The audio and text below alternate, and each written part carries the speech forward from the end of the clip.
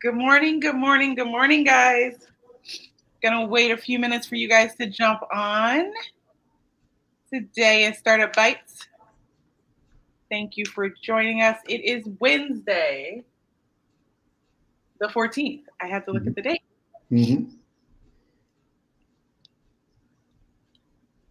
We have our special guest today is Hans, and we will jump more into who he is and where he came from, all the things in just a minute.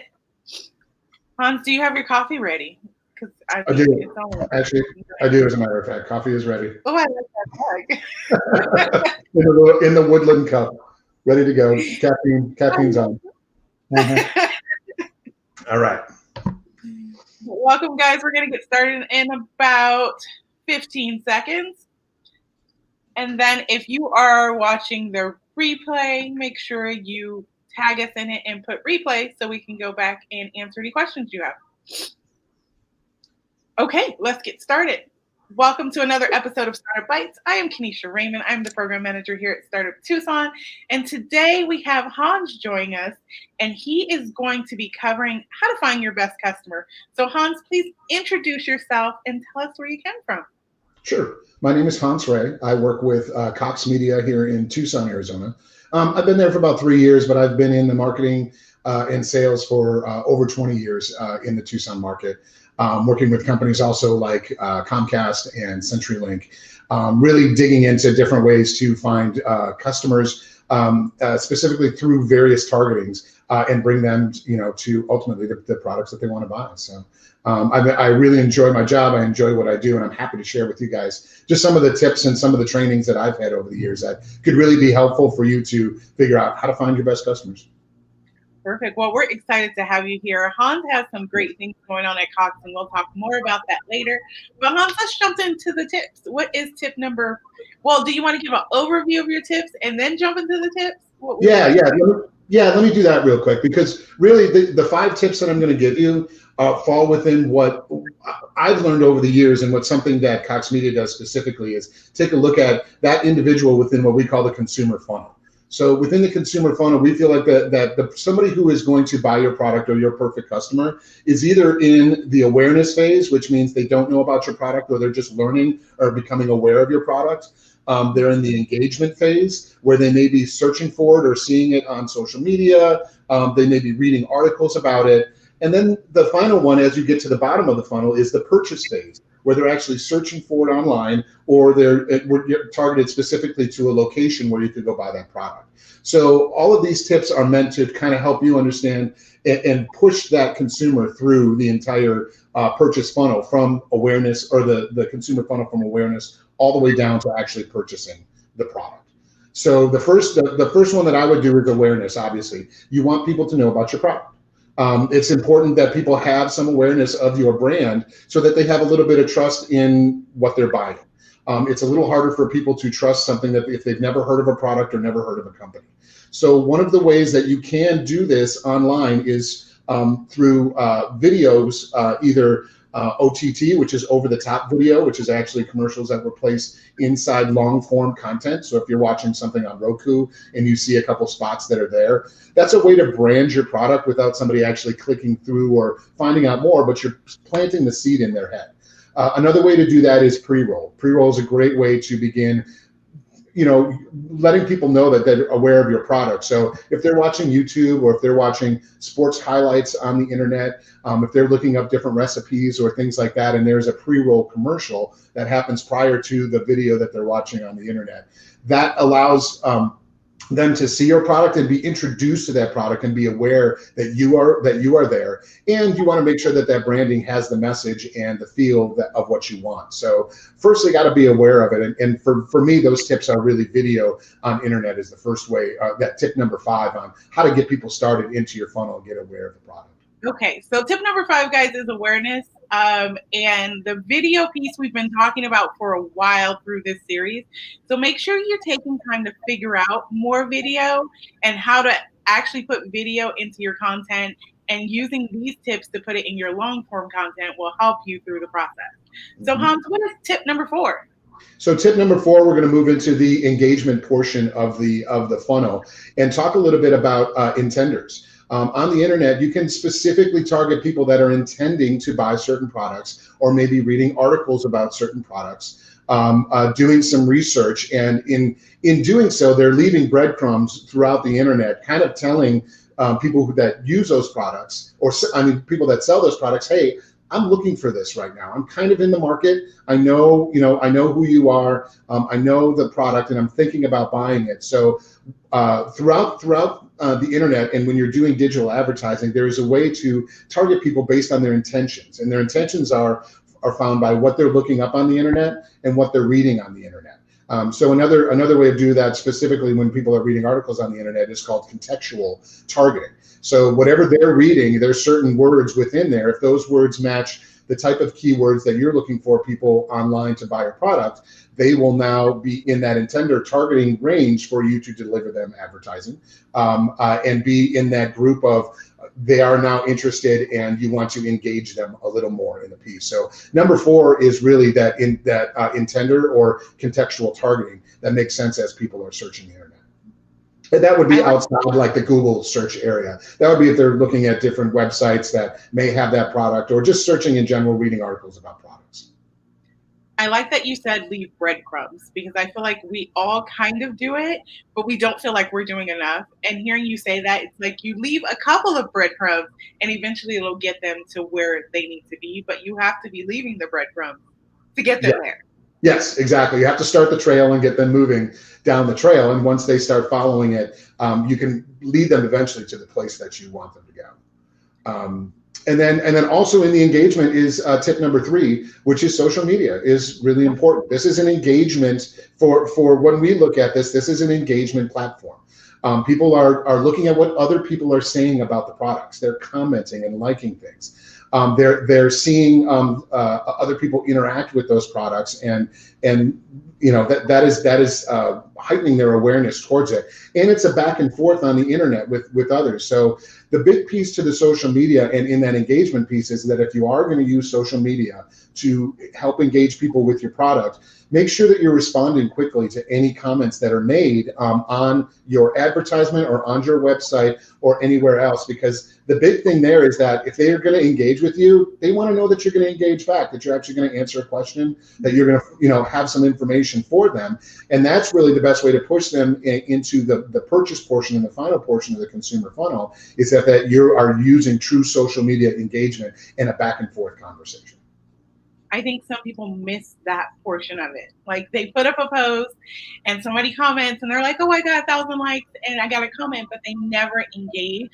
And if that's all we have, especially in that time, is that engagement piece of social media, it's so important to take time to respond to them, to let them know that you care about what they have to say, because they cared enough to comment on whatever you have. Yes.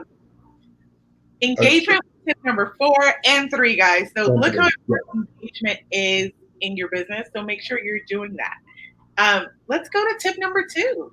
So tip number 2, tip 2 and 1 are going to be in the purchase funnel themselves, and really pushing somebody to finally go either to your website, to wherever that purchase location is, and purchase the product, look it through, make sure it happens. So tip number 2 is what we call geofencing. A lot of people call it a few different things, but it's actually capturing people in locations where that product or service could otherwise be sold.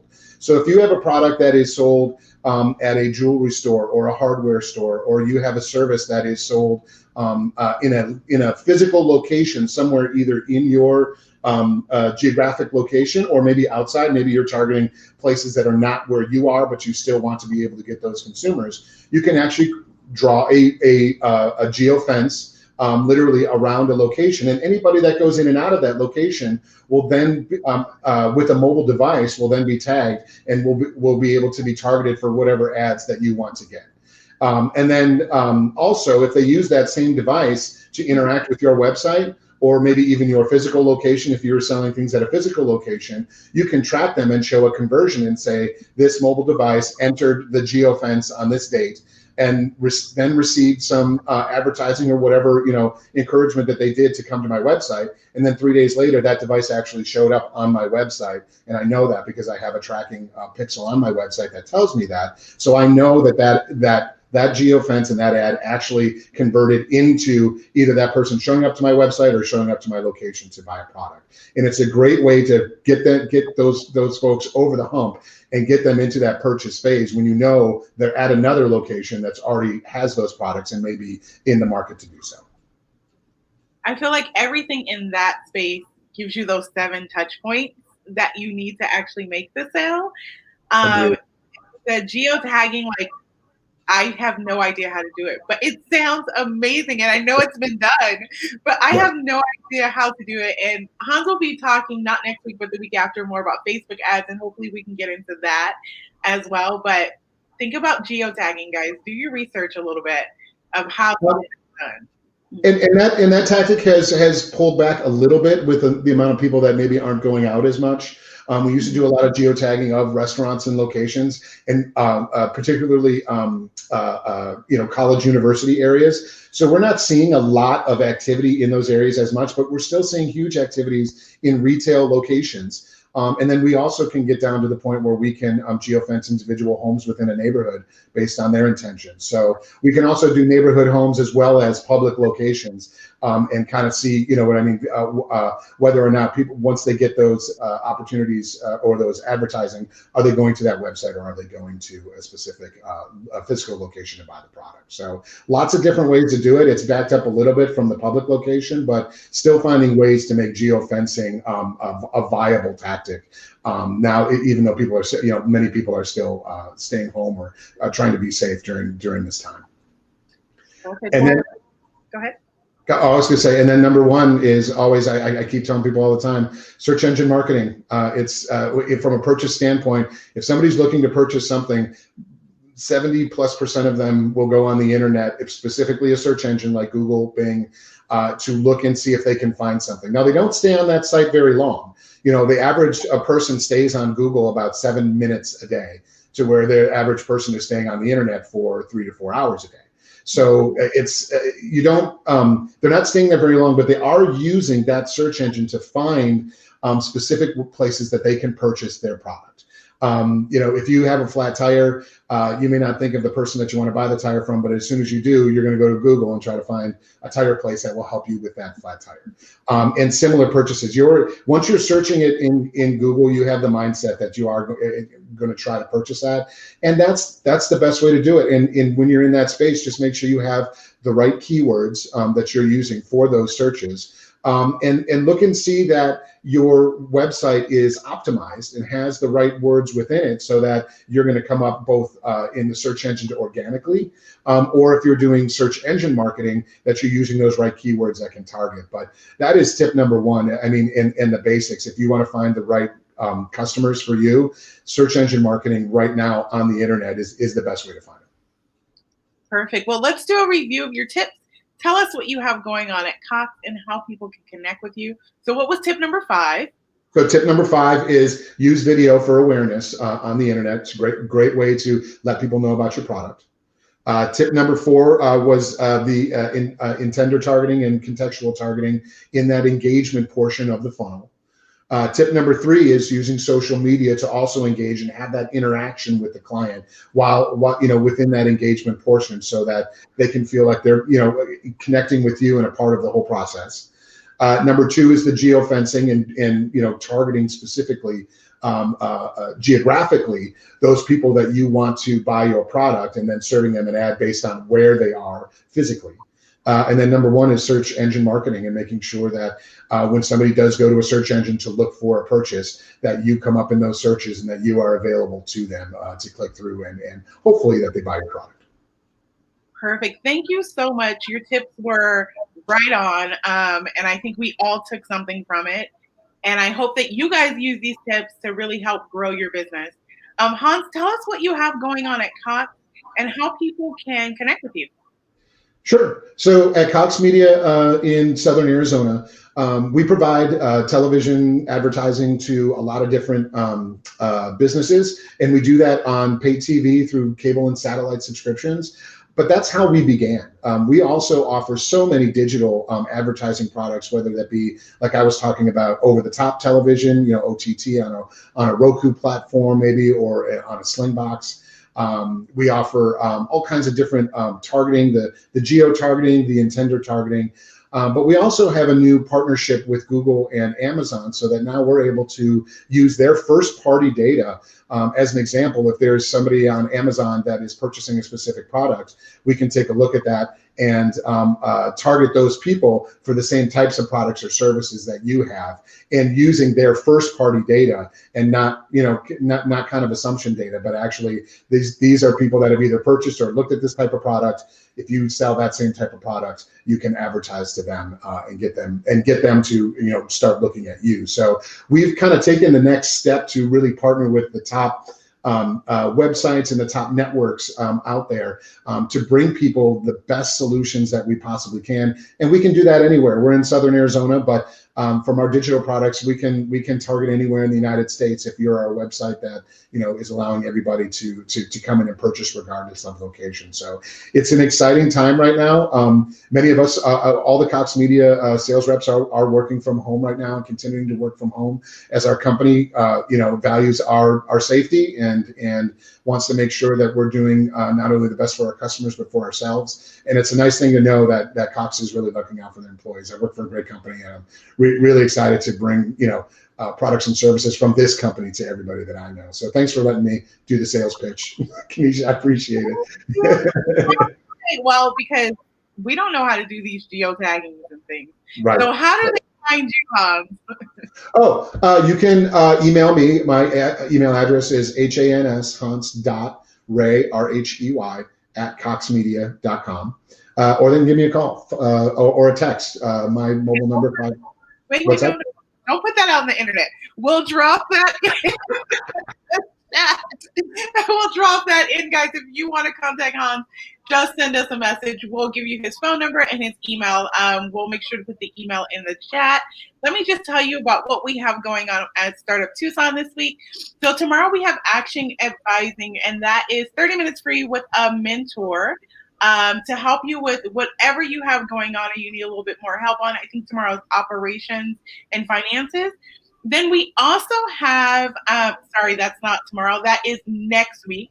We also have Innovation Economics tomorrow at noon, and that's Hacking for Equality, Women in Tech. Make sure you register for that because it is on Zoom, and we will start at noon sharp. And then we have, I think that's all we have this week. We also have Fundamentals coming out, and that starts next week. So if you're looking to grow your business, start a business, the Fundamentals series is for you. Thank you guys for joining us again for another episode of Startup Bytes. We will be back next week at 9 a.m. with Bjorfin, and we have a full show called Call to Actions. I've been waiting to do this since I started Bytes last season. And then Hans will be back the following week, and we will be jumping into DIY ads. So we are in a time where you need to know how to do your ads so you're not just throwing money at a wall and hoping people buy. So until next week, guys, have a wonderful day. Hopefully we will see you next week we'll see you tomorrow at Innovation Economics, and next week for another episode of Startup Bytes. Bye, guys. Thanks, guys.